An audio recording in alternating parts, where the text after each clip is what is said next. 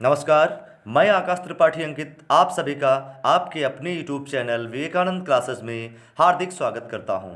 रसायन विज्ञान class 10th अध्याय चतुर्थ कार्बन और उसके यौगिक के महत्वपूर्ण प्रश्नों के संकलन के साथ मैं आपसे जुड़ रहा हूं।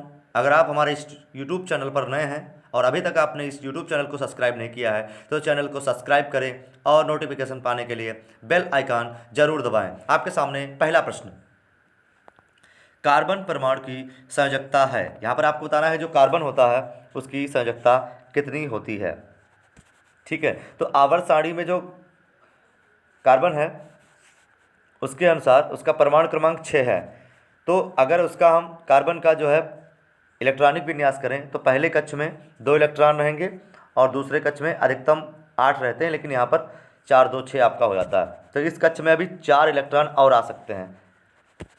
ठीक है, इस तरीके से कार्बन की संयोजकता कितनी हो जाएगी? 4 हो जाएगी आपकी। तो इसका ऑप्शन सी राइट हो जाएगा।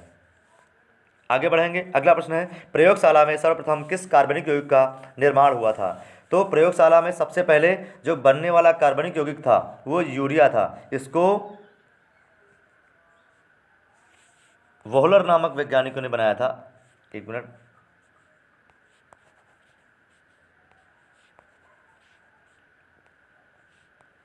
ध्यान देना, वोहलर,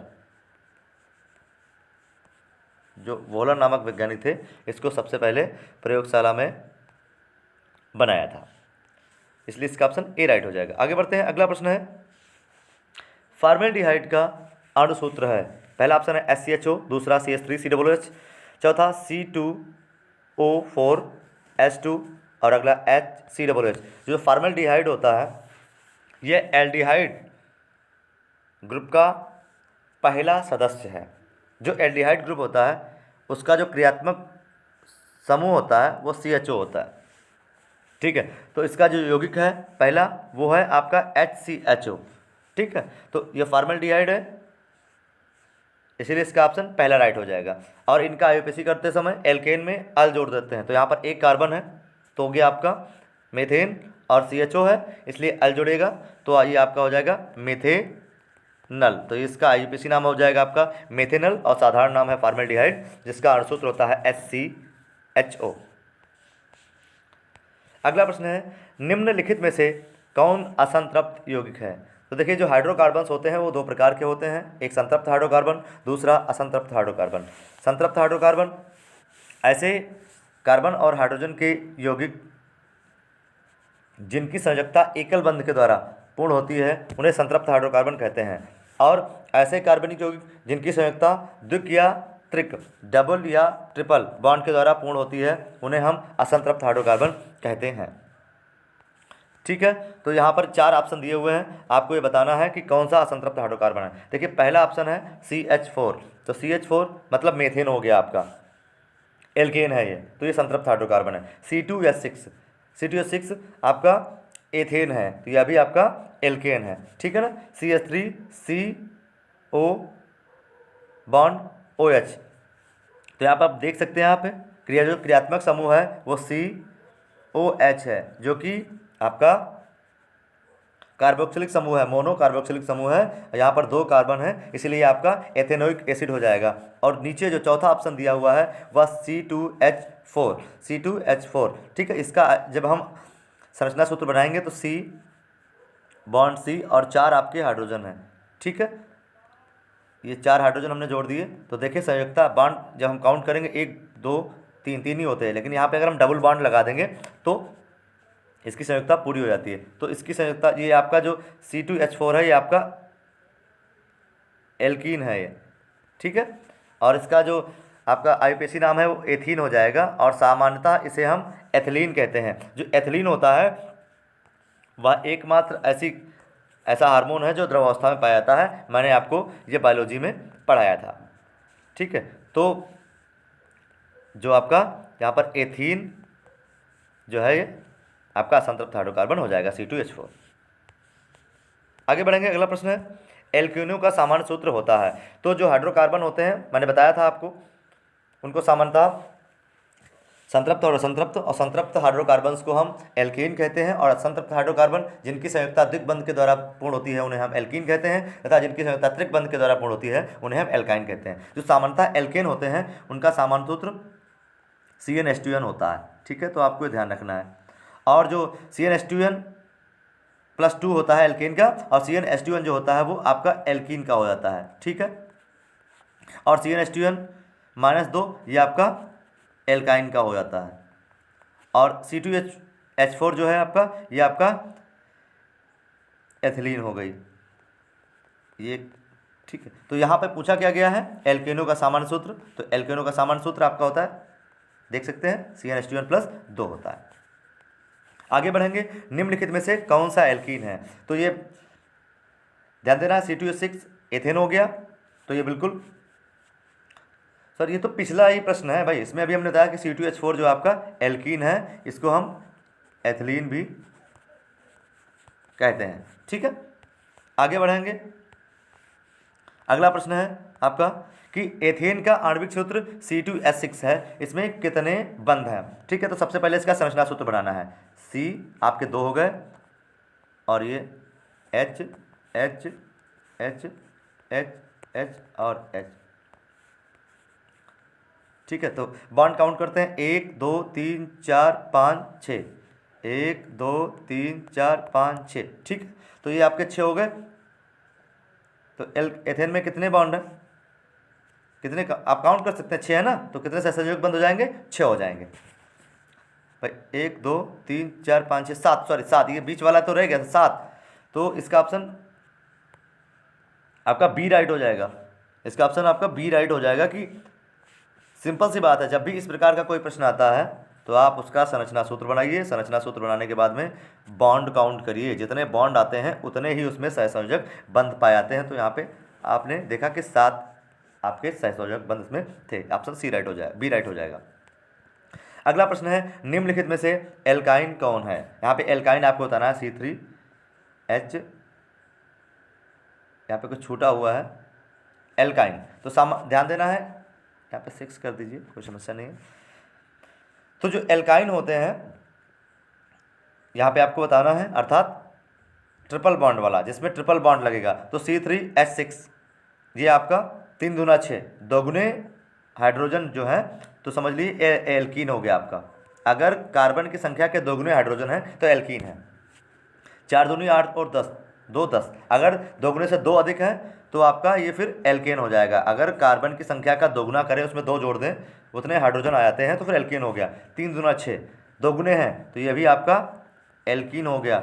और कार्बन की संख्या का दोगुना करके अगर 2 घटा दें, अगर संख्या आ जाती है उतनी हाइड्रोजन की, तो आपका एल्काइन हो जाएगा। तो यहाँ पे देखें 3 दूना 6, 6 में से 2 गया 4, एल्कीन, तो ये आपका एल्काइन हो गया, इसलिए इसका ऑप्शन डी राइट हो जाएगा। अगला प्रश्न है, ब्यूटेनॉन में क्रियात्मक समूह होता है, तो CHO जो होता है वो आपका एल्डिहाइड का होता है, ठीक है। OH आपका एल्कोहल का होता है, ठीक है। COOH जो होता है वो वसी अम्ल का होता है, वसी अम्ल कह दीजिए या इसको कार्बोक्सिलिक समूह आप कह लीजिए। और जो बचा डबल बॉन्ड, ये आपका C+O, तो ये आपका हो जाएगा ब्यूटेनॉन का, ऑप्शन सी राइट हो जाएगा इसका।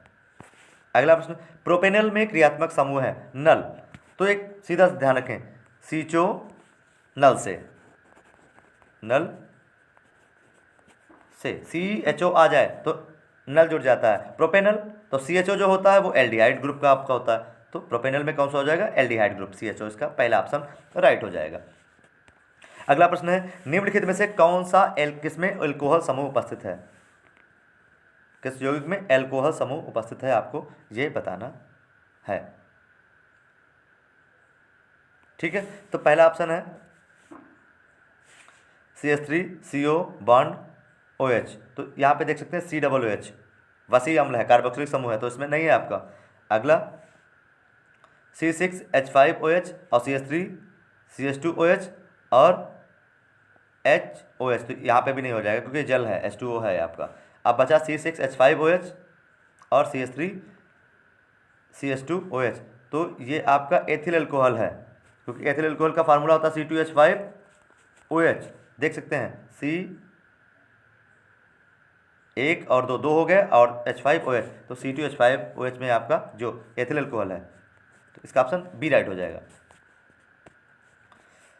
अगला ऑप्शन है निम्नलिखित में से किसमें कीटोन समूह उपस्थित होता है। तो कीटोन समूह में आपका जो है सी बॉन्ड के साथ, सी के साथ डबल बॉन्ड के साथ ओ जुड़ा होता है। देख लेंगे कहाँ किसके साथ इसमें जुड़ा हुआ है। तो इसमें तो ओ नज़र नहीं आ रहा है, इसमें भी ओ नज़र नहीं आ रहा है, यहाँ पे भी ओ नज़र नहीं आ रहा, यहाँ पे आपको सी बॉन्ड ओ एच नज़र आ रहा है। तो ये आपका बी ऑप्शन राइट हो जाएगा, इसका सी ऑप्शन राइट हो जाएगा। अगला प्रश्न है एस्टिक अम्ल का आईयूपीएसी नाम बताना है आपको। तो एस्टिक अम्ल का जो फार्मूला होता है वो होता है CH3COOH। तो यहाँ पे COOH क्रियात्मक समूह जुड़ा है जो कि कार्बोक्सिलिक समूह का है। कार्बोक्सिलिक समूह का नामकरण करते समय जो आपका एल्केन होता है, एल्केन, एल्केन में हम आइन जोड़ देते हैं, ठीक है। तो दो कार्बन है, दो कार्बन का एल्केन हो गया एथेन, वेरी गुड, एथेन। और इसमें सॉरी क्षमा चाहूँगा, आइन नहीं जोड़ते हैं, ट्रिपल बॉन्ड में आइन जोड़ते हैं। COOH जब होगा आपका तो ये कार्बोक्सिलिक समूह हो गया। इसमें ओइक जोड़ते हैं, एल्केन प्लस ओइक जोड़ते हैं, तो दो कार्बन का हो गया आपका एथेन, और इसमें ओइक जोड़ेंगे जब तो हो जाएगा एथेनोइक अम्ल। इसलिए इसका ऑप्शन यहाँ पे तो मतलब बी हो गया, लेकिन आप एथेनॉल किसका राइट हो जाएगा, सी ऑप्शन यहाँ पे। अगला प्रश्न है फॉर्मेल्डिहाइड का आईयूपीएसी नाम बताइए। मैं बता चुका हूँ ये वाला, जो फॉर्मेल्डिहाइड हो क्या होता है, उसका फार्मूला जो होता है HCHO होता है, HCHO, ठीक है।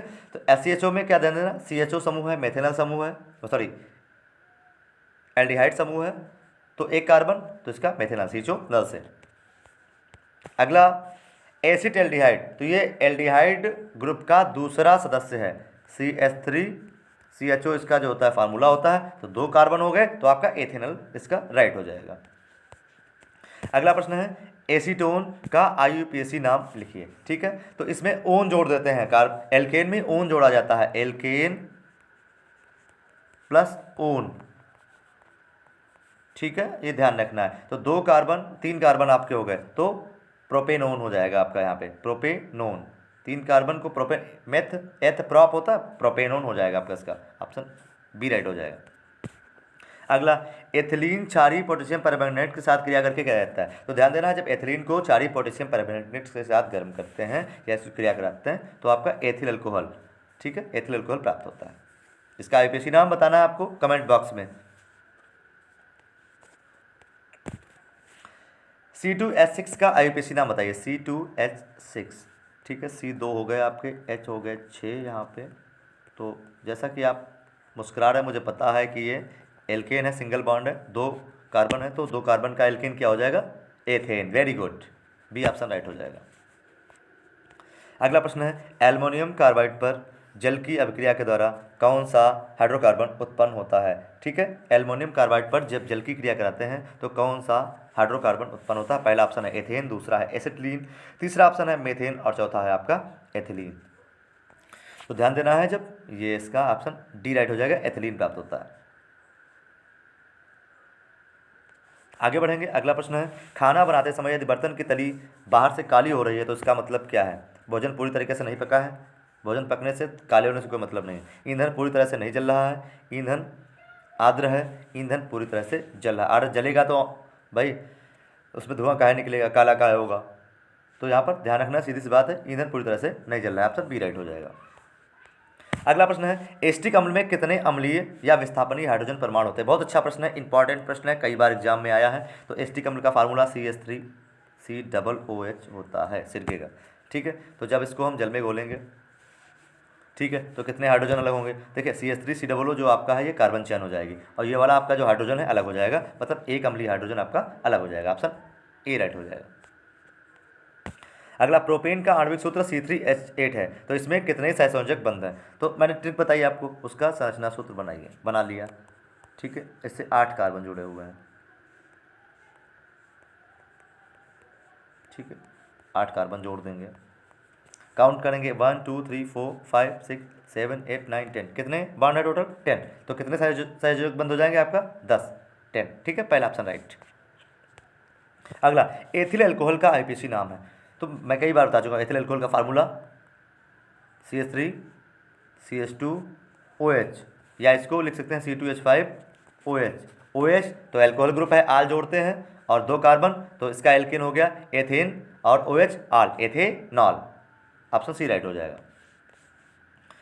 अगला प्रश्न है, निम्नलिखित में से कौन असंतृप्त यौगिक है? तो मैंने बताया है कि जिनमें सिंगल बॉन्ड होगा वो आपका संतृप्त हाइड्रोकार्बन, डबल और ट्रिपल वाले असंतृप्त हाइड्रोकार्बन। एथेन तो संतृप्त हाइड्रोकार्बन है, मीथेन आपका संतृप्त हाइड्रोकार्बन है, एथिल अल्कोहल संतृप्त हाइड्रोकार्बन है। पीछे आप देख सकते हैं यहाँ पे सिंगल बॉन्ड लगा था जब हमने उसका ये बनाया था, देखो। तो बचा आपका एथिलीन। एथिलीन जो आपका ध्यान रखना है, ये असंतृप्त हाइड्रोकार्बन है। फार्मूला इसका होता है C2H4, तो C double bond C bond H bond H bond H bond H, इसका ये स्ट्रक्चर होता है। डबल बॉन्ड यहाँ पे आप देख सकते हैं। ठीक है, आज के लिए इतना ही।